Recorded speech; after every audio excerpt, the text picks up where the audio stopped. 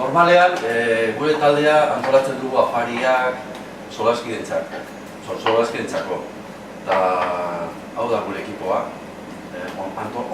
Antolatu, prestatu eta zerbitu ere bai. Horrela da.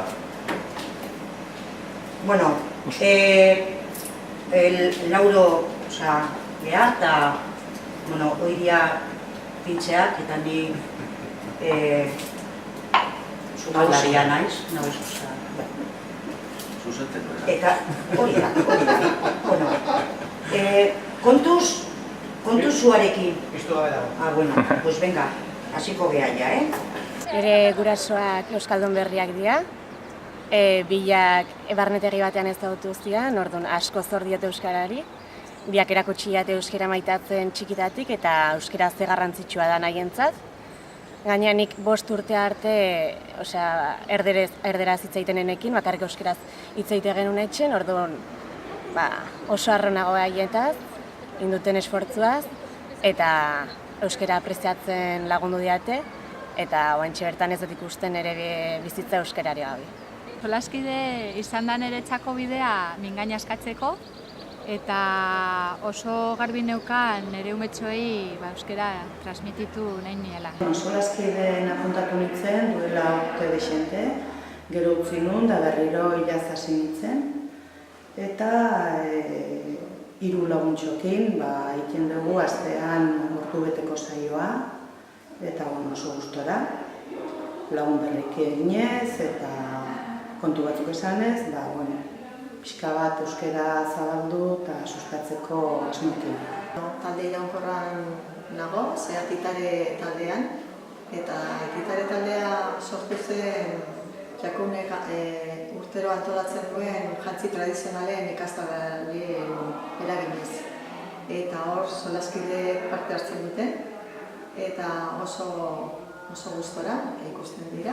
Eta beraientzat ere importantzia da beste esparru batzutan parte hartzea, bere burua azkeago, arinago ikusteko, beste hiztegi bat lantzen dute, eta aldi berean beste jendeekin ere harremanak dituzte baita ere. Eta lagun talde bat gara. Etxe bikotea emate du, baina talde bat. Lehen urtean hasi ginean, eta gehien bat ez gurasoa gara denak. Eta elkartzen gara astean behin euskara hitz egitera. Eta bereziki Karoletan ere arteko historia berezia da, zen bila lehenostik ezagutzen ginean, ez dugu inoiz euskeraz hitz bat ere trukatu, eta guain, honi esker ite ditugu esaldik eta guzti. Eta batzutan, WhatsAppan ere, euskaraz aritzen gara. Kolegioan euskaraz ikasten nuen, baina familian erderaz beti, eta orain lasartean bizi naizenetik euskaraz hitz egiten nahi dut, eta nire erabaki gehiago. Bai, da interesgarria, nik uste, hau igual euskaldun zahar aldetik, interesgarria da ikusteko ze zailtasunak eta askotan nola lotxak eta beldurrak egiten du pertsona bat, baina hitz bakar bat ere euskaraz ez esatea, eta gero olako ekintzetan kontuatzea nola disimulatu du hain ondo.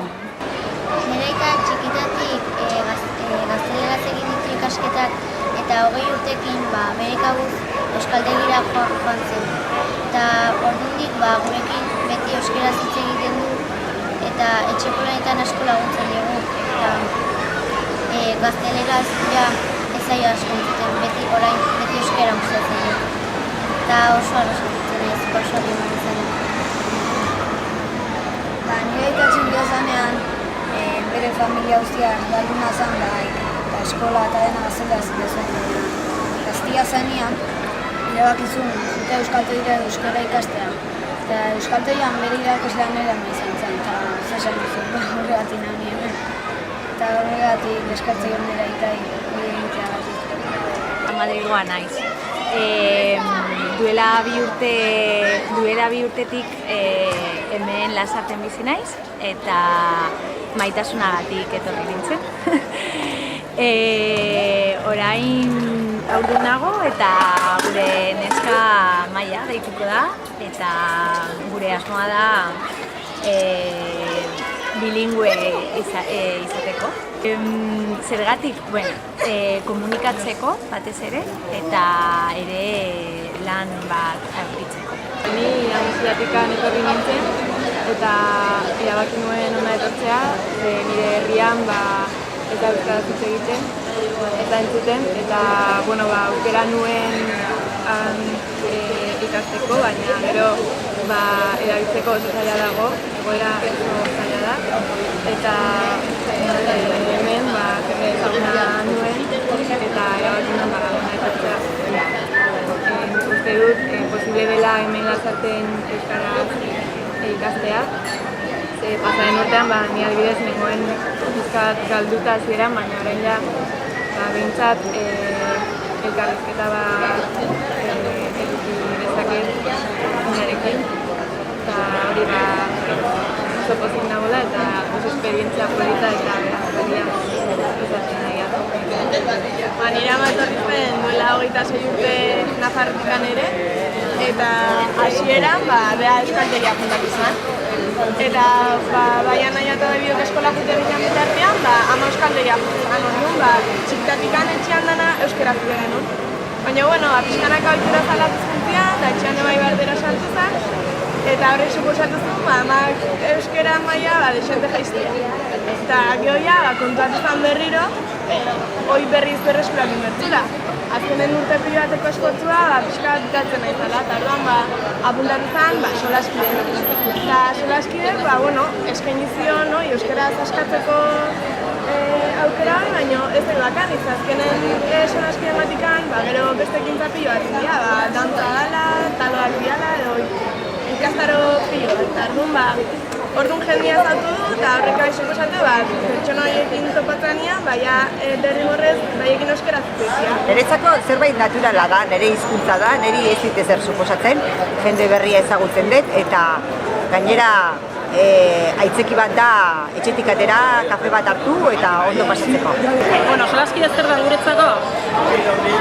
Solaskide urte mordo bat amaki bena sartzen, euskaldun zarrok eskaini dezakeguna, gure usteza euskaldun berriari laguntzea, aldaun neurrian, behiko esfortzu egiten dute beraiek euskaldegi eta euskaldegiaz aparte, harreman sare hori zabaltzen, harreman sare hori edukitzen euskeraz bere etxetik kanpo, eta hori da euskaldun zarrok eskaini dezakeguna beraiek.